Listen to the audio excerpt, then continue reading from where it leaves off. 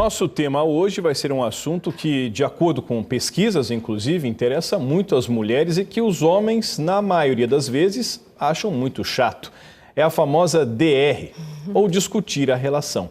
Quem vai falar com a gente sobre o assunto e responder se a DR pode resolver mesmo conflitos do casal é a psicanalista Lígia Guerra. Oi, Lígia, bom dia. Bom dia, Soler. Bom dia para todos que estão em casa. Tudo bem? Tudo bem. Bom, a gente tem aqui dados que apontam que em 80% das vezes é a mulher quem tem a iniciativa de procurar o parceiro ou a parceira, enfim, e promover essa discussão, né? O que se pode dizer sobre isso?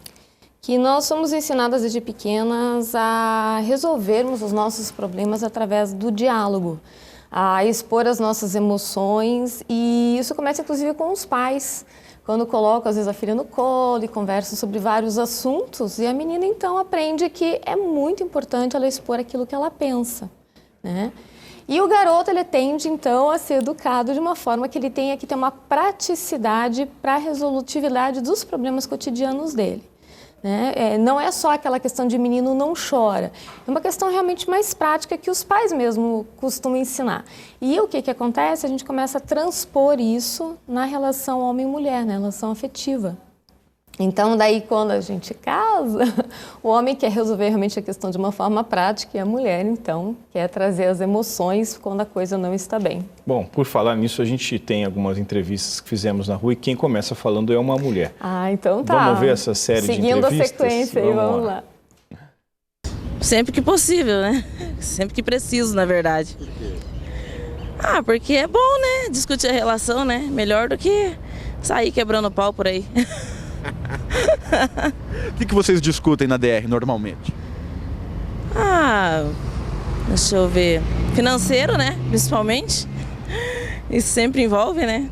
Acho que não tem casal que não discute sobre financeiro. E filhos, né? Eu quero educar de um jeito, eles de outro. O pai quer soltar um pouco mais ou prender um pouco mais. Mas não liga quando sai. Chega muito tarde, não avisa. Ela fica muito louca. Aí a esposa dá um puxãozinho de orelha. Daí ela dá. Porque não me ligou, porque não me avisou, trabalhou até tarde. A gente sempre conversa muito, principalmente com os filhos, né? Mas é uma DR bem boa, não é DR com briga. O que vocês falam nessa DR? Ah, de tudo, né? De tudo, tipo, trabalho, na crise, né? De tudo.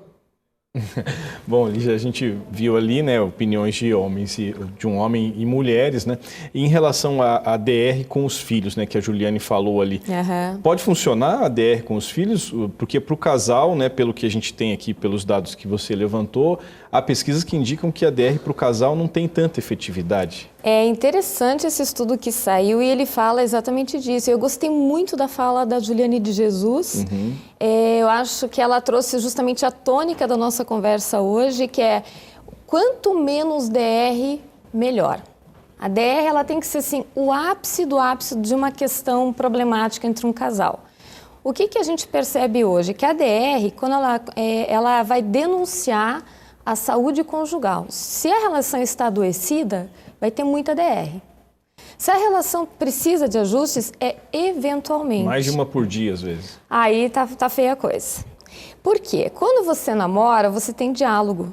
Você conversa sobre inúmeras coisas. Quando você estrutura aquela relação, casa e relacionamento, que nós passamos a ter um casamento, os casais tendem a entender que só porque estão morando juntos, eles não precisam mais ter diálogo. As coisas vão se ajustando. Então, nós ouvimos uma outra participante falando que ela conversa sobre finanças, sobre filhos, né, a Inês. E o que a gente percebe? Que é justamente aí. Os assuntos só são dialogados em torno de questões que não as cotidianas. Como que foi teu dia? Como que estão teus sonhos? Como que está a tua realização pessoal e profissional? O que você pensa fazer daqui a 5 anos? Vamos preparar uma viagem? Então, falar da crise, como que a gente soluciona papos cotidianos que levam para um diálogo e que as coisas também vão sendo ajustadas aí. Hoje de manhã eu assisti lá o Soler e a Lígia falando de DR, chega em casa comenta. Puxa, eu descobri que não é tão legal a gente ficar brigando, então vamos tentar ajustar as coisas para a gente não ficar repetindo. Porque a DR, ela aparece, Soler, na medida que você tem um problema, que você não resolve o problema, ele volta para aquela conversa.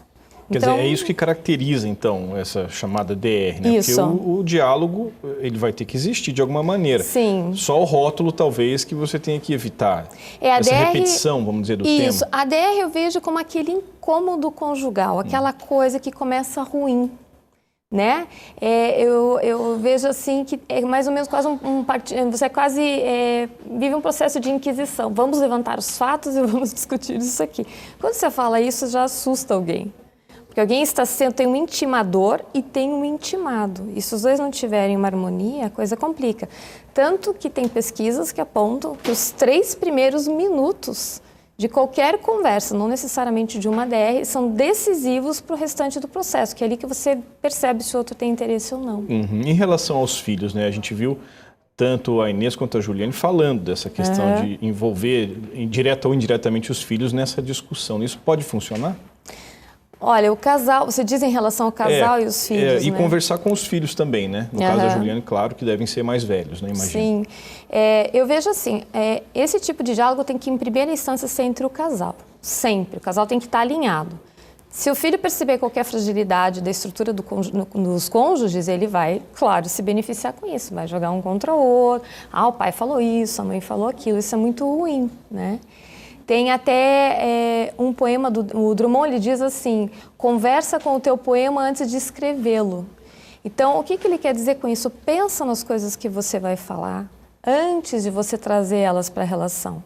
O problema é que nós crescemos com o ideal de que amor por si só resolve tudo, que o romance dá conta, e esquecemos da parte racional de um relacionamento, que é ter essa praticidade cotidiana, né? Então, não interromper o outro quando está falando, não queira ser professor do seu parceiro, começa, né, a falar uma coisa e quer ensinar, você não sabe se o outro quer ser ensinado. Converse de igual para igual, não interrompa, não queira ensinar, não se mostre interessado sem estar de fato interessado, que isso fica muito perceptível, às vezes o outro quer fugir da conversa, né?